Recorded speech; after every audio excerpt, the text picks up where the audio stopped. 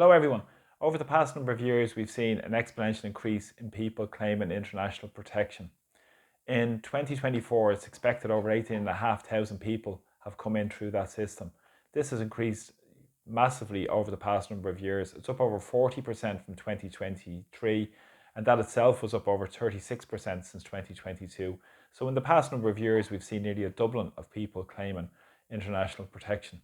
And of course, this cost the taxpayer up to €650 million, was the most recent figures I have from 2023. That's just an accommodation. So making big money for the commercial property owners, all at the expense of ordinary people. And who benefits? Of course, the big employers for cheap labour, because according to the Garda National Immigration Bureau Chief Aidan Minnick last week, he said most people coming in through the international protection system were economic migrants. So what's not to like when you're the Irish political establishment? And what's also interesting with this is that Ireland takes the third highest amount per capita in the European Union. Just third to Cyprus, and ahead of them was Greece. Understandably, Greece and Cyprus will have larger amounts per capita because of their closeness to North Africa and the human trafficking that takes place on a regular basis across the Mediterranean. And we see the devastating consequences of that with so many people who have died trying to escape North Africa to come across to Europe as well. It's absolutely devastating. But of course, who benefits? The big globalist bosses pushing their big agenda all about cheap employment. And what's also very important with this is the fact that in the last number of years, we've seen so much money being spent on this industry. And most recently, we've seen the government enter talks with City West Hotel, owned by an international vulture fund, to purchase that to provide accommodation on a long-term basis. And this is the move towards longer-term sustainable basis and managed migration disaster that they've completely mismanaged and created chaos up and down the country without any proper integration, without the proper services, without any local democracy or communication, and notwithstanding the failures of successive governments' policy to deal with the underlying social and economic crisis. Most notably we see in housing, health, education and transport, and many more crises, all that have been manufactured by the political establishment with their neoliberal policies. And they're more interested in farming out responsibilities now to Europe through the EU Migration Pact than dealing with any national and community sovereignty, which is critically important. And of course should be part of the national consciousness and decision-making process, but that is disregarded by our political leaders. But if you drill into the figures of people claiming international protection and what nations they come from, it's very important, because this isn't what they tell you. It's basically what they don't tell you. Because in 2024, in September, 50% of people that came in claiming international protection came from 4 nationalities, and the biggest amount of nationalities people come from would be Nigeria, Pakistan, Jordan in September. Huge amount came from Jordan, and Somalia.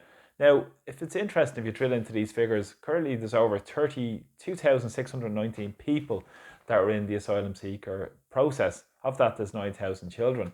But if you drill into figures on what nations people come from, Nigeria have the largest amount in the international protection system. Nearly 7,000 people are in that system from Nigeria.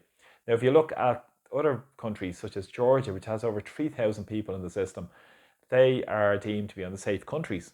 So is Algeria at 2,000, nearly 800 people. And then if you look down at more figures, you see Somalia, nearly 2,500, Zimbabwe, well over 2,000, Jordan, over 2,000. And then if you drill down further, you see countries on the safe list, such as Botswana, South Africa, Egypt, Albania, Morocco, India, and Brazil are on these safe lists as well, according to the Irish government. But of course, they're claiming international protection. So it shows you the system is completely chaotic. But what's also important to note around this is the push towards the EU Migration Pact, because this is important at this point, because what's really important is that under the Reception Conditions Directive, they're looking at Ireland being prepared. And currently Ireland are one of the only countries in Europe that aren't prepared to deal with the immigration chaos and the international protection chaos and the so-called international obligations that they try and keep telling us about, even though we have an opt-out. But that's they don't want to tell you about that either. But what's also very important with this is that they want to get people planned and Ireland prepped in terms of more cohesive with government departments and across the spectrum of Irish society, of course, with the NGOs and local authorities. And this is all part of the EU Migration Pact. So you'll see more of this over the next period of time.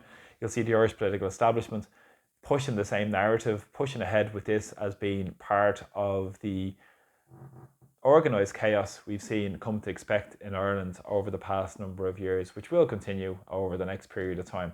And it's just madness.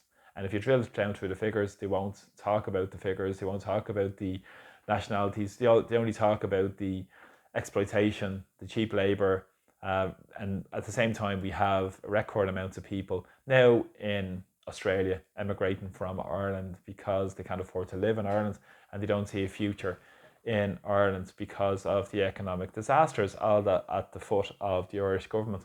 So this is what's happening. We have the highest amount of people who were in Australia since the financial crash, and at the same time we have record amounts of immigration, which is putting pressure, as we know, on basic services and making the poor poorer while making big profits for the very rich and widening inequalities in Irish society. But the political establishment all work in lockstep, and so do the media classes in Ireland as well, and won't tell you the true story to what's really happening around this. So thanks for the support of my videos, really appreciate them. And if you like my videos, please press subscribe and to my YouTube channel also as well. And thanks for all your support, and please share them as well. Thanks and take care. Slán. See you all soon. Bye bye.